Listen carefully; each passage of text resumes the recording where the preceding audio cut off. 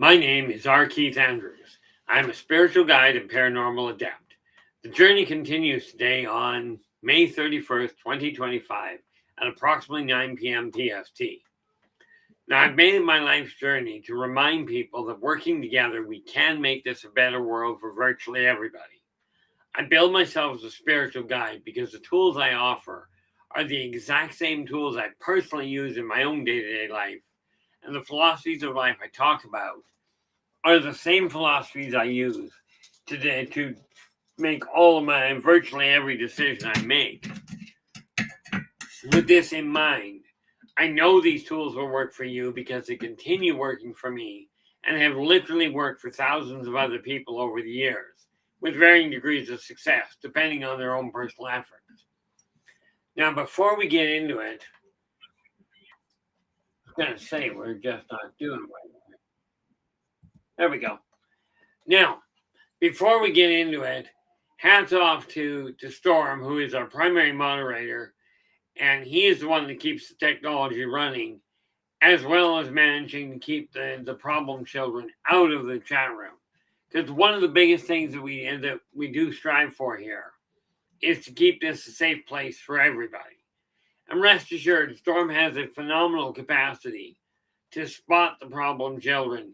Even if they change their name, he somehow figures out who they are and removes them. Okay. Then we have, we also have LA Moon, who is the primary moderator that usually comes into the room. She's also the one that she keeps the conversation moving, as well as makes certain that my health stays put. And rest assured, that can be an interesting challenge. With this in mind, today we're going back to look at the ships of the Consortium. And to start with, we have Eternity in the house with the gold. And Rachel, you are in right away with the silver. How's it going? I know things get really hectic around here. I'm still trying to make sure technology does what it's supposed to. And rest assured, in my house, that's not always the case. But when we start looking at the ships of the Consortium, now I've got a whole list of them, and it dawned on me that the ones I've got listed here, where are we here? Here we are. The ones I've got listed here are the ships from Volume 1. This doesn't touch any of the ships in Volume 2, but there is one that I'm going to bring up. Okay, we'll get back to the others. I mentioned a few weeks back, somebody was asking me who is it that operates the Tic Tac ships? Well, the Tic Tac ships are literally operated by the Aldebarans. Now, they happen to be in Book 2. They are not in Volume 1, but we'll have to work with that. Okay. So, and look at that. I don't think those are in Book 1 either, are they? They might be. I gotta grab my other book simply because of the fact that it's easier than finding it digital. This is one of the big reasons why I personally prefer hard copy. Is I find it easier to find what I'm looking for. What am I looking at here?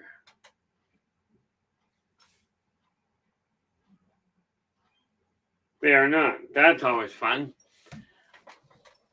There is the Alpha Centaurians, which I've got listed here, are literally.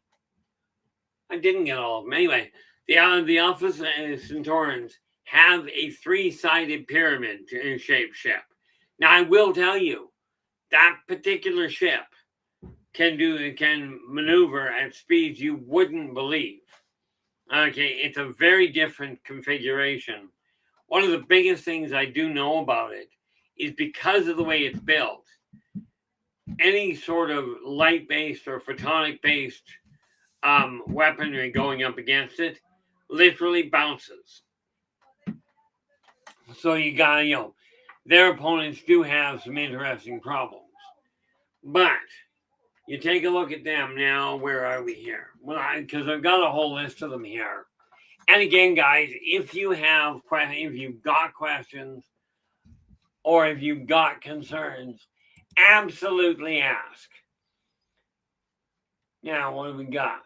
Just want to make sure I didn't miss something here, because I got to keep this one open so I can actually find it. Now, when we take a look at the Arcturon, okay, the Arcturon they have only interplanetary ships, okay, but then you don't have to have star capability to become part of the consortium, okay.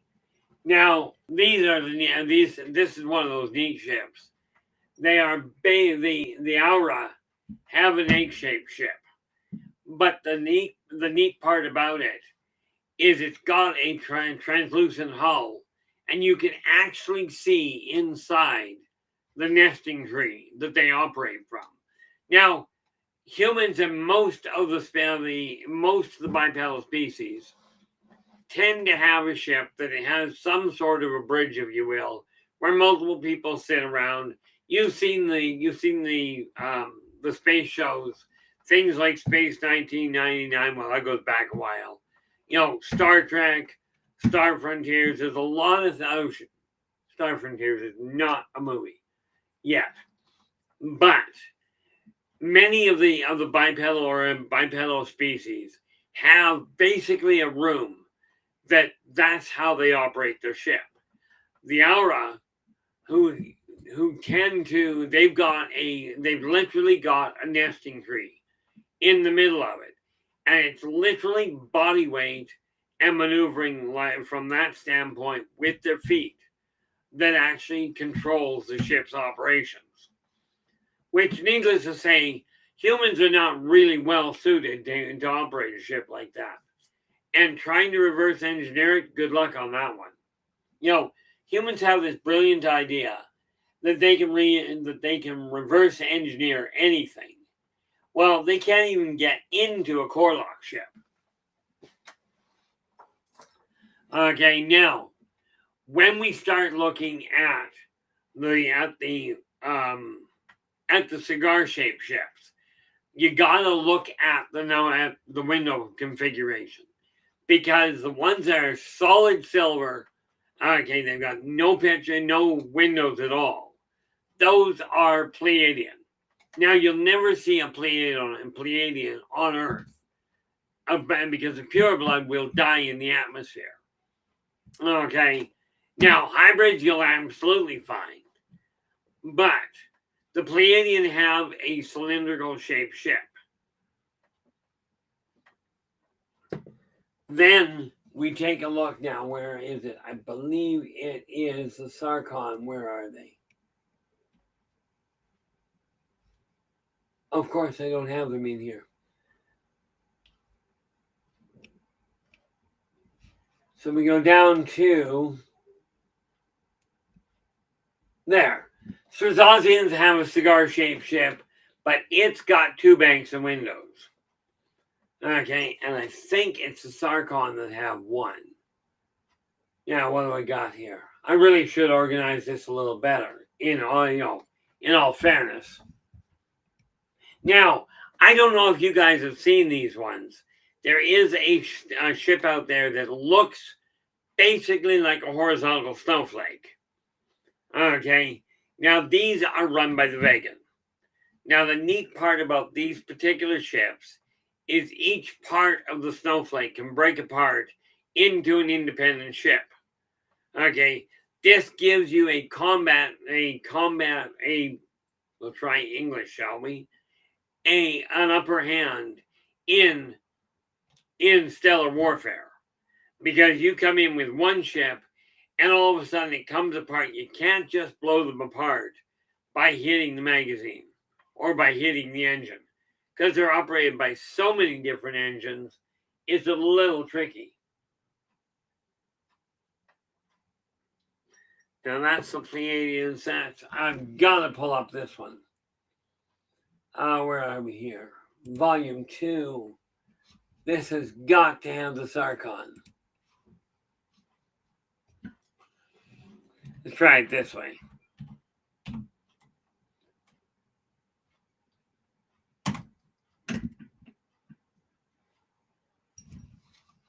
I love when I have a problem like that. Anyway, when you're looking at the various ships, now the triangle ships that you've seen, where you see one center point and then two lights outside. Okay, when they're shaped like a triangle, those are your consortium ships. They are literally the ones that are designed for the observation and, for that matter, for abduction. Okay, they are your research vessels. Don't need that. I keep running my hand into it. Now, there is a neat little ship. Okay, I think one of the weirdest ones I've seen. If you go back to your childhood, you remember the little plastic toys where they were kind of rectangular in shape and they stuck together? These are what the Wara use, only they're not made out of plastic. Okay, so we're not talking just one thing we got to remember: aerodynamics is necessary in the atmosphere. Out of the atmosphere, not so much. So when I take a look at these, okay, you take a look at the Tekla. Now the Tekla they operate a needle-shaped ship. Those things very quick to cut through the atmosphere. Okay, they don't turn very well, but boy, do they punch a hole in a hurry. And these are just different vehicles that mankind is trying to replicate. But you got to remember, much like the Corlock, okay, now you probably, if you're my age, the odds are you actually saw a Corlock ship, okay, shown on TV. Because Space Odyssey 2001 had a ship there that is the Corlock. Where are we here? Bob, how you doing? Glad you could join us. Now, Bob's asking, who drives an elliptical gold-colored 40-foot saucer with wide tinted windows that opens up like an eyelid? The craft was totally seamless otherwise. That one you're going to have to give me a minute. I will look at. I've got information saying right here that I will take a look at while we're on air, and I'll get that information for you, because that one I just came across the other day. And this is why I'm in the middle of trying to document them all. I'll tell you, the varieties are something bizarre. But if I remember correctly, I believe you'll find, and let me just double check here. They should be in this one. Okay, let us go to find. I believe that's right here. What I'm actually doing is just double checking my database here that I've got. Whoop. That works well. It's really hard to get to find something. There we are. Okay. There we are. Okay, that's what I figured. Okay, what you're looking at there, Bob, is the Atlantean starships. Okay, they were designed for a lot of, there's a lot of configuration to them. But understand, I'm going back through my information to make sure, because the Atlanteans are actually in book 2. Okay, but there was a whole bunch of ships that they had. And the thing is, those particular ones are they are trifibious. They're capable of atmospheric, underwater, and interspatial. Okay, but they are now the thing with that window that you're referring to. And let me get back to that so I can look at it. Okay, now that saucer with the wide tinted windows. The neat part about it is that's not just a window. Okay, that is a coalescing, essentially a coalescing photonic cannon. Pulls all the energy in across the top of it, and then where you would expect to see the pupil, that's where it fires from.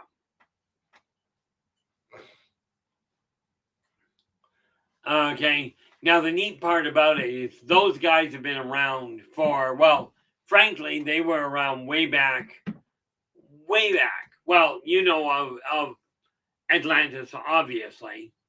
Okay, the neat part about it is when they were asked where they came from, they took it as, what ship did we come off of? And they said, we came off the Atlantia. Well, the neat part about that is that's why they got called the Atlanteans. Not because they were from Atlantis. Not exactly. But they are decent. They're an interesting people. Yeah, let's just see if I've got anything else for you there. There we are. Yeah, no doubt there. This is a group that is literally, they have a much more stable, they've got a much more stable social system. And the other thing about them, with the true Atlanteans, they have a neat little thing. They have a third lung. These guys literally have a third lung capable of transferring the water. Okay, they are also the predecessors for the Wayland. Okay, which is another race that evolved from the Atlanteans and are now living underwater here. And yes, they have civilizations here, but good luck finding them. I can tell you where one is for all the good that's going to do you. Okay, I was literally told it's okay in this case because humans are not anywhere near capable of getting to them. But the Atlanteans set up their civilization at the bottom of the Marianas Trench, below the silt level. So that's who's got the gold ships. Okay. But, and it's funny because I'm looking through this going, I've got a lot of different ships here, and yes, I'm going to put this one out there to everybody. I'm looking for somebody that can draw ships. Now I've got somebody already doing all the pictures for the races. Okay, but I got a staggering amount of work for him. Okay, I've also already got an artist working for me dealing with the Elder Barking Chronicles. But what I'm now looking for is somebody that can draw clear images of ships. I got a whole pile that need to be done. Okay, if you're interested, absolutely drop me a line. And what have we got here? Rachel was in with the silver. Bob, by the way, you came in with the bronze. And this means that Flubber Lane has come in with honorable mention. So we're not doing bad. What have we got here? We've actually got 8 in the room. This is nice. Okay. And what we're now doing is starting to get things opened up so that we can get them turned around. Okay. One of the biggest things that I'm having fun with is trying to figure out how I'm going to get all this information out before I drop dead, which could happen any day. It's done it before. But when you're looking at the different ships, you got to remember each one of these ships has its own strengths and weaknesses. Now, when we pull this dock back up so I can find it, okay. Now, if you've ever seen the big Coliseum ship, they look like a Coliseum sitting in the sky. That is a Muldock generation ship. Okay, and they keep them just vibrating fast enough so they appear translucent. Okay, in fairness, you'd almost think they were transparent or one step shy thereof. Now, the Mobian ships, now understand, Mobians are human.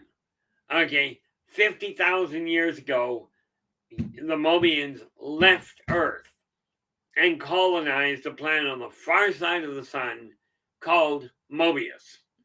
Okay, and no, it does not have an orbit like the Mobius strip. It's got an orbit exactly in sync with Earth. Okay, but on the far side of the sun. So there is no way anybody on Earth is going to get a clear picture of Mobius. Now, those ships, let me just see here. What they look like is they've almost got a conic body.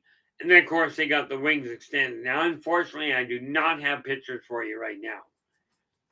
Okay, this is why I'm looking for an artist. Because the rudimentary pictures I managed to pull together before, well, to say the least, they weren't good. Now, we go down the list a little further and we have the Talon. Now, the Talon have an interesting ship. Okay, first of all, it looks like a winged insect, which makes sense when you realize that the Talon are ant-like people. Okay, but when they go to enter the atmosphere, and let me just see. Rachel, oh, nope, there we go. Yeah, we saw Rachel come in earlier. When you take a look at the Talon ship, okay, they literally have legs. These ones don't just land and unload. They land and walk. And yes, as you can well imagine, if they can walk on Earth and survive in space, you can bet your bottom dollar they can walk underwater. Okay, now the neat part there, if you're worried about, they could land underwater, they're going to invade, you really don't want to try that underwater, not with some of the other races that are down there. Okay, now let's bring this up again. Now that was the Talon. Now, there's another race called the Roche. Now these are feline, and they are a feline appearing race. Okay. Now they happen to have a ship. It kind of looks like a traffic cone if you tilt the traffic cone on its side. Okay. But what they've got is their ship will cut through the atmosphere in a heartbeat. But because of the wing configuration, they can literally turn on a dime. Because what they do is they pop the wing out of the base, and they can pull it all the way around and come to a stop like that. But their inertial dampeners will stop anybody inside from being hurt. Or they just pop up one part of the circle, and you can make a staggering maneuver. Because they pop the one out, and no matter what their speed, they will turn around. Okay, kind of like, if you will, when you're paddling a boat, you put a paddle in the water, you can turn a canoe very quickly. But these things, when they come to land, they bring the legs up from underneath the ship, wrap them over top, in order to create an absolutely solid windbreak. Okay, in order to break the atmosphere and come in. Now, what do we got here? If we go down now, some of you, I actually had somebody send me a message one day. They actually sent me a video of this thing. The Taurian ship is spherical, and it's about twice the size of an F-18. Don't know if that helps you, but picture a fighter plane. Now, make it twice as tall, but round. Okay? These are ships that can outrun a fighter plane from Earth. Okay? But they have the maneuverability you would not believe. And no, much as mankind would love to say, oh, they're they're reverse engineering these ships. Rest assured, mankind is missing a whole pile on that one. Now, this is another one of those ships that no human will ever be inside. Okay, and that's the Zotar, because the Zotar literally have their ships are only 5 inches tall. Now, I don't mean their mothership. Okay, I mean their scout ships are only, it's about the size of a softball. Okay, so needless to say, if that's their scout ship, these guys are not doing abductions. They scout and do scans.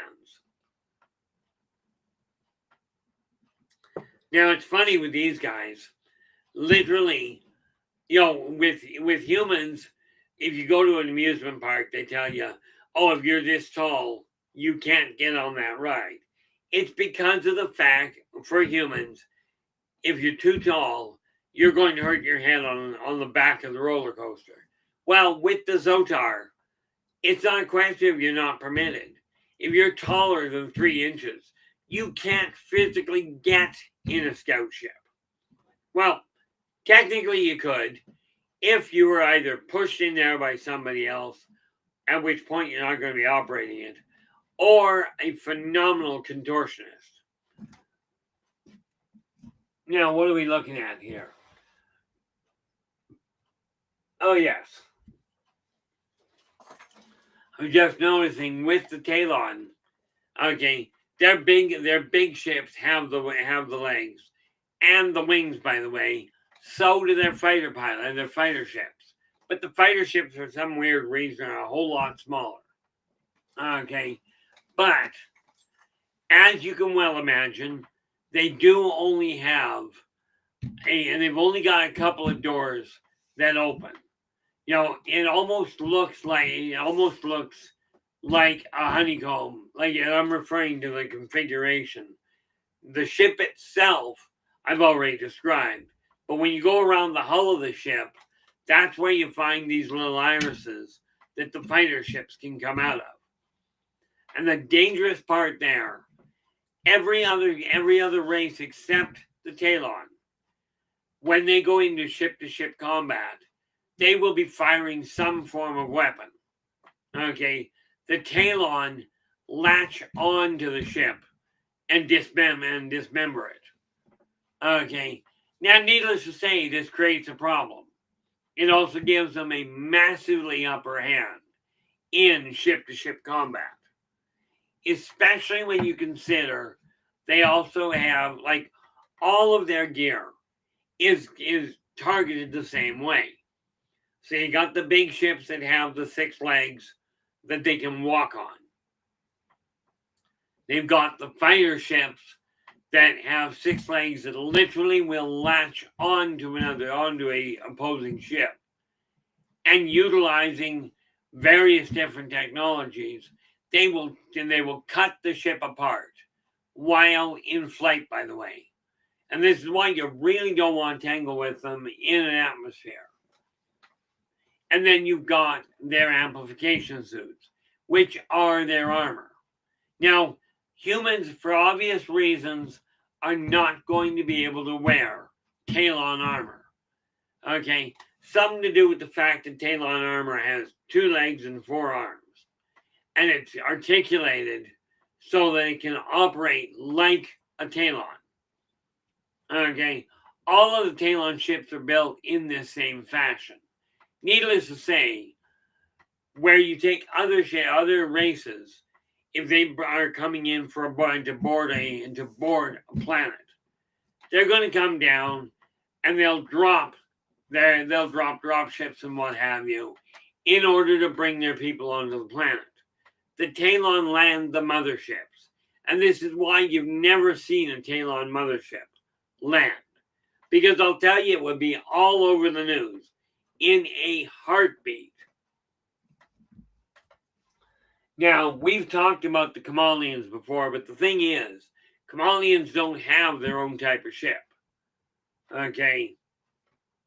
Now, I wonder, because I think they do, in all fairness. Is that what yes. let us take a look at the chameleon. Yeah, didn't think so. Now that's the chameleon, and what do we got? I'm just scanning through book 1 here, simply because of the fact I know it's got other races in it, and a whole pile of ships. Now the neat thing, when we take a look at the Orions don't have a ship, but what the Orions do have is they've got a phenomenal interplanetary stabilizing fortress. Okay, these guys are the ones that bring space stations in and they drop them into geosynchronous orbit and keep them there. They set up way stations, but you gotta understand with the Orions, okay, the Orions are traders, as in swapping goods back and forth. Okay, now of course, who's got the normal saucer that people see? Those belong to the reticulans. Now, yes, quite often the Nords will be using them, but that's because now, by the way, the Nords are also known as the Gadefni. Now, the Gadefni and the reticulans have an agreement. They work together. Okay, and this is why quite often on a reticulan ship, on an actual saucer, you will find there are Nords on board. Okay, you will have Gadefni there. But the reason for that is because the Gadefni look reasonably human. The Mobians, on the other hand, are human. Now, we already know about them. And then, of course, if you take a look at your standard saucer, most saucers are just plain normal. Okay, and those are the ones that belong to the reticulans. But if you ever see a saucer that looks like it's got an extra dome on top, that is your Martokian ship. And the thing is, every time Mars hits its closest connection to Earth, okay, sightings of saucers skyrocket by 300%.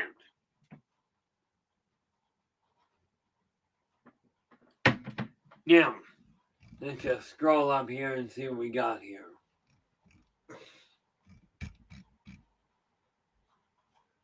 Nope, that was Corlock. Chameleon, then we go up. Oh yes, that's the other one. And this is why I had to open it up. Is have you ever seen an acorn-shaped ship? Okay, well, let's minimize that. There we go. Jeff Garvey, how are you? Glad you could join us. I do believe this is the first time I've seen you in here. So that said, welcome aboard. Okay, if you've ever seen an acorn-shaped ship, and I mean literally, it looks like an acorn on the bottom with the expanded top. Okay, now, where did I just list? Nope, not that one. The book itself. There. Those belong to the Kleeklok, who you would know as the Mantis. Okay, and these guys, again, they are an interesting race. But they are one of these groups that when you deal with them, they have very high-tech weaponry that they are quite ready to use. Now, if we scroll up here, okay, they don't have any. Oh, yes. Forgot about these guys. Have you ever seen a ship that looks like it's two saucers locked together? Okay. If you've ever seen one, now there's two ways that can happen. One, it may be a Martokian ship linking up with Reticulan. Okay, that's when because that's how they dock. Okay, but when you take a look at the ones that are actually two-tiered, those belong to the Uka. Okay, now the Uka are literally, they are, from your standpoint, they look very similar to an owl. Okay, now those guys just can't use a ship. That would be the Holic. The Holic happen to be an elemental race. Kind of eliminates the idea of the ship. Now, I don't believe those guys ship. Of course not. Of course, I'm looking at this going, some of these guys can't have a ship because they're still earthbound. And those are the ones that fall into the category of being ancient races. They evolved on Earth and are now living inside Earth in what you may know as either Hollow Earth or Inner Earth. Okay, we are not talking Middle Earth as in Tolkien series.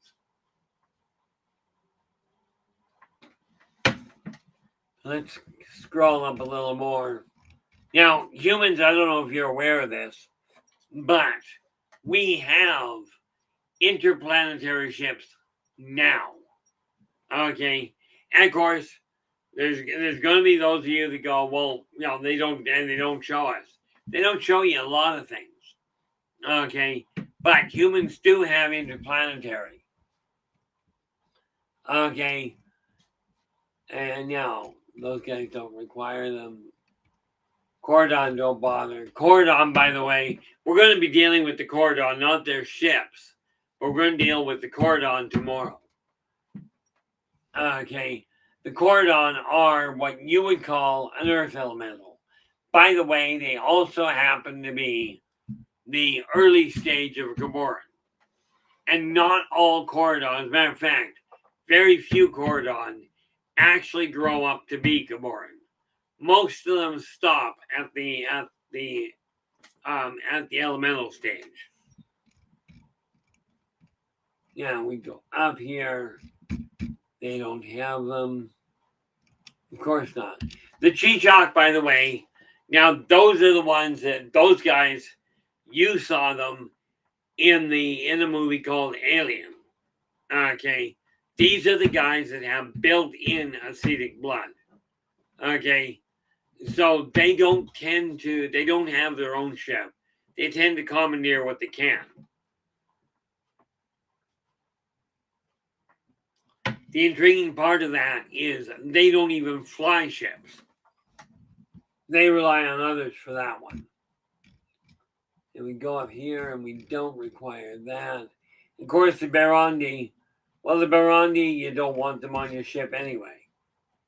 But, who do we got? Oh, there we are. Yeah, we already talked about them. That's the Aura. And this is why I'm looking for a new artist. Okay, or more to the point, another artist. I like the artists I've got, don't get me wrong. But I got so much work for them that I gotta find another one. Now, scroll up just a little more. Okay. Archons certainly don't require them.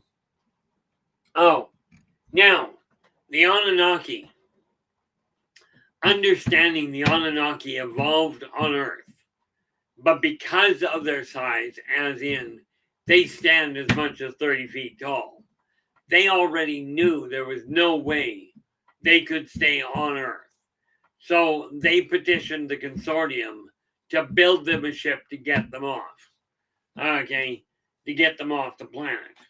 Net result, the Anunnaki ships are small planetoid sized. Now, I was asked a while ago about this whole issue about a ship that looks kind of like a Death Star. And yes, they do exist. That is your main battleship. That's a planet buster owned by the Consortium. Okay, and yes, that depression that you see, Star Wars did a beautiful job of replicating it. Okay, on the screen, not in real life. But that ship that kind of looks like a Death Star is a weapon. It's a weapon ship that is literally designed. Okay, it's literally designed to boil the blood out of a Gamoran. Net result, blowing the planet apart. Not a fun setup. Now, when we take a look at the Angolas don't actually have ships. There's a lot of races that don't really. Let me see here. Go scrolling back down here. Mobians. I'm just scanning through now. That's the Gaddafi. Okay. That was where we ended with that.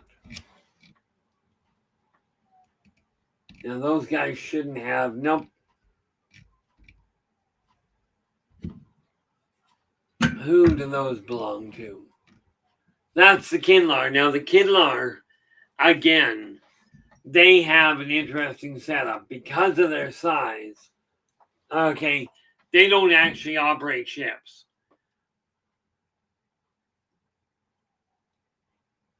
Really? The Kinlar, okay, they are a race that will literally stow away on another ship in order to get to different places.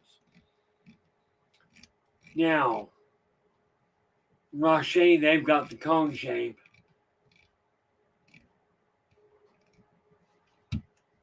And there we go, I was right.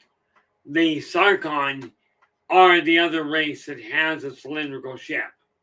Okay, but it's only got one bank of windows. Okay, it's got one bank. The Strazazian has a ship with two banks, and the Pleiadians don't have windows.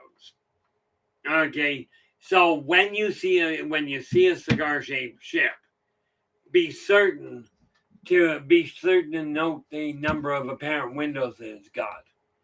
And I see somebody put a question there, so I'm going back to get it.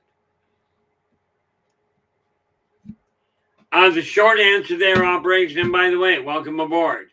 And Blue Cruise, I didn't see you come in. Glad you could join us. The short answer is yes. Have I ever fired one of their weapons? No. This is just not something they do. Okay. One of the nice parts about it, these ships are as big as they seem. Rest assured. Okay. But they are very, very strictly governed. And before you start worrying about that, no, quite honestly, mankind is not, from anything I know of, even at close to the point of being able to build a ship of that size. Okay, but by the way, that big depression that you see, that is their primary weapon. It's not the worst way. It is a primary weapon that is built literally to take out a planet. Now, if you look at the Consortium flagship, okay, it's built the same way as the smaller scouts are. Now, the smaller scout ships only have 3 lights. They kind of look like a triangle in the sky. The flagship has 15 lights, okay, which gives you an idea of the size. Okay, its primary weapon happens to be, and its main gun, if you were to take the HMS Titanic, you could turn it sideways, shove it inside the barrel, and still be able to maneuver.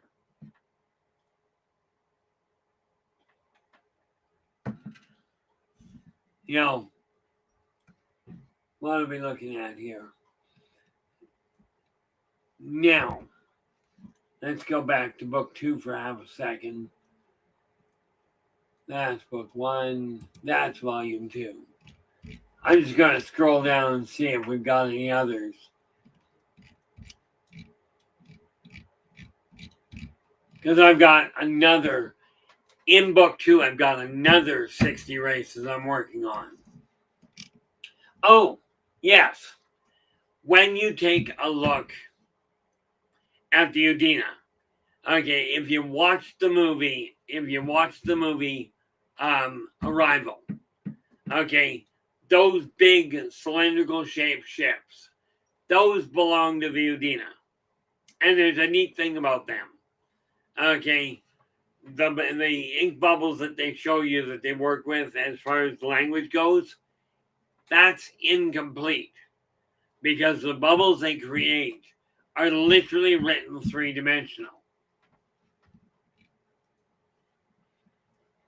Now, oh yes, oh there we go. That's the other shit. Now this is where it gets to be really neat. The Queespar, okay, where are we? There we go. Now the Queespar and the Udina come from the same planet, but they don't use the same ships. Okay, because the Queespar look very much like squids. Okay, with 8 arms and 2 legs.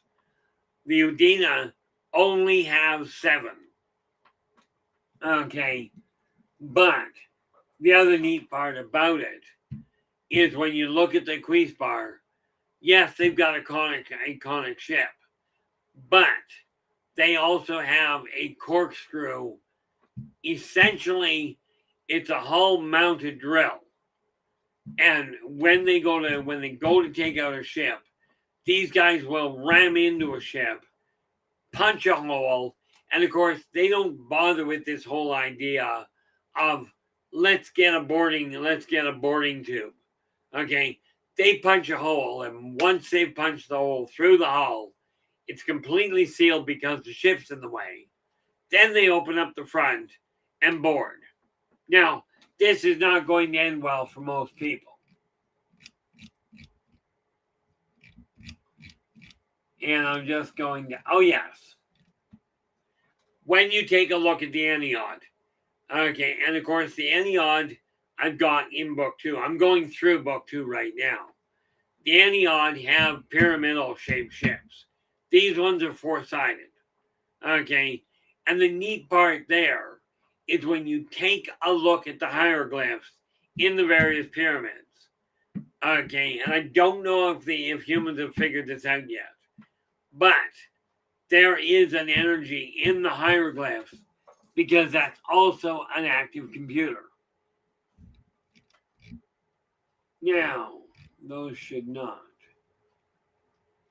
Didn't think so.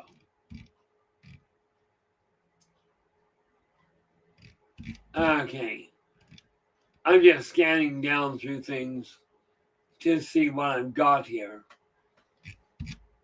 Because, of course, the reality is that Volume 2, I haven't finished getting everything together.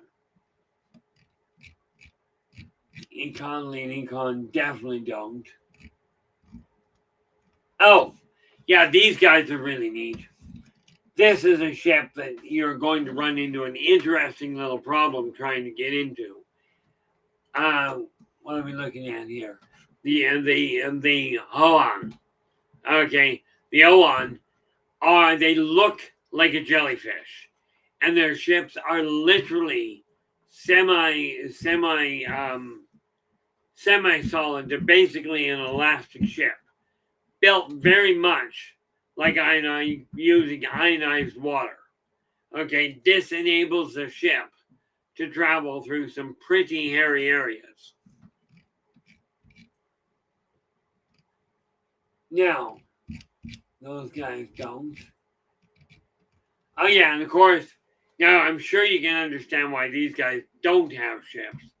Caboran themselves, just like the Archon, are way too big to bother making ships.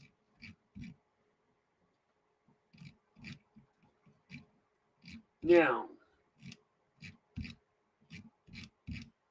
whole bunch of races that I'm not going that are literally on Earth.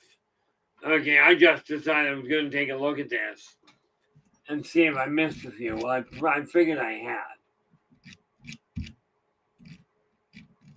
Oh yes. Now that is the other thing. I don't know if you've ever seen these before, but have you ever seen a ship that looks like it's got a whole lot of spires?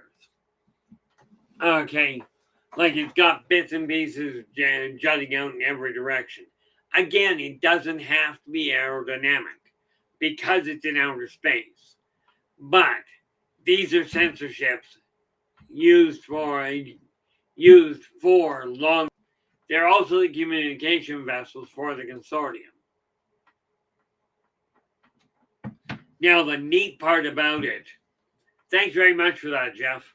The neat part about it is they have communication technology that literally will jump to the other side of the Milky Way without a hiccup. Okay, unlike the internet here, where we quite often have problems with with signal strength. When you're dealing with the consortium ships, they don't have a problem with signal strength. Okay, so I mean we're looking at a lot of different type vessels. Now, I've only touched the surface because realistically, we are looking at more than one shape for any one race. I'm hoping that was a missed number. Okay, good. I'm looking at that storm going 0 minutes.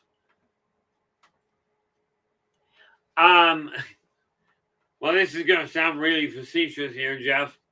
Jeff goes, Keith, do orbs and craft have anything in common? Yeah, they're round.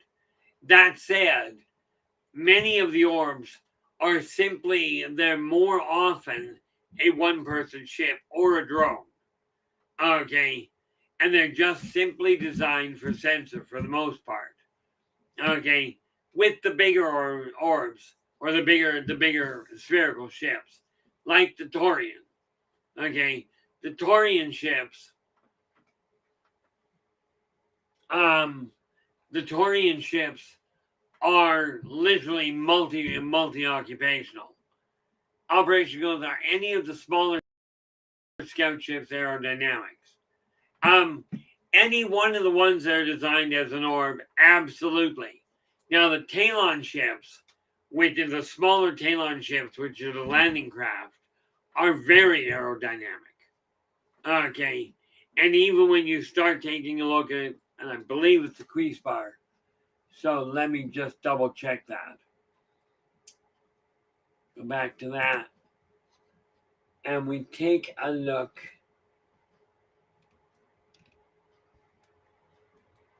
Oh, where are we? Oh, crease bar in book 2.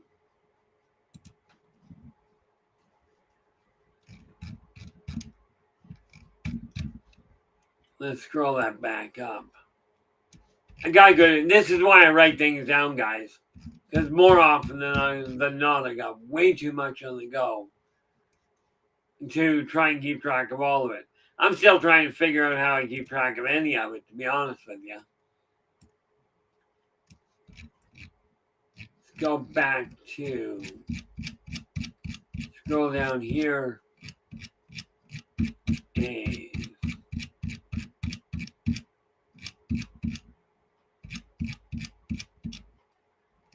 there we are. Okay, yeah, it's a crease bar.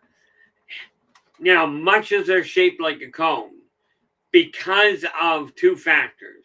One, that built-in drill bit on the front, which breaks the atmosphere, it breaks the barrier in the atmosphere. Okay, when they pop out a flap. Now, I'm going to show it to you this way. Picture, if you will, this being a cone. Okay, they'll flare part of the back end, and because of the way they're built, you can take a ship this size and literally spin it on a dime.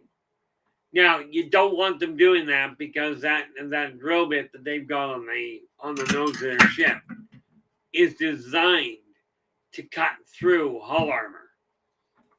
Okay. Now, you also got to remember, in atmosphere, when you're looking at the crease bar, okay, crease bar deal with cyclonic weapons. Okay, In other words, they create a shockwave in the air, or worse, in the water. And because of the fact that these are literally these are literally boring drills, they can hit the ground and punch a hole right through a planet in a heartbeat. These are the types of ships that we're talking about when mankind makes movies. Oh, we're going to chase these people away. We'll beat them off. Great storylines. I love watching them. Okay, but from a realistic standpoint, mankind hasn't got a prayer of dealing with it. Now, that's red. Okay, well, now, I am doing books right now. Oh, are we really that close? We are. I am doing a number of books that literally are titled Meet Thee, and then we fill in the blank depending on what the race is. Yes, I got way too many things on the go, and this is why I've pared it down to really focus and get a couple of them done.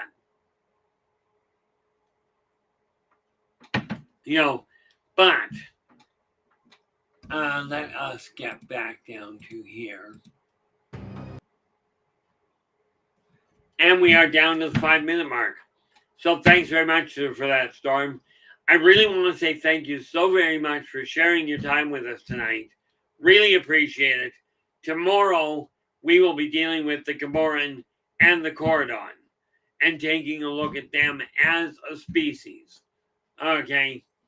That said, thank you so very much for sharing your time with us tonight. Love the questions. If you've got questions, absolutely drop me a line. And like I said, I am looking for an artist that is capable of drawing technological ships. That said, until tomorrow, until we talk again, do take care of yourselves and each other. And for pity's sakes, stay positive.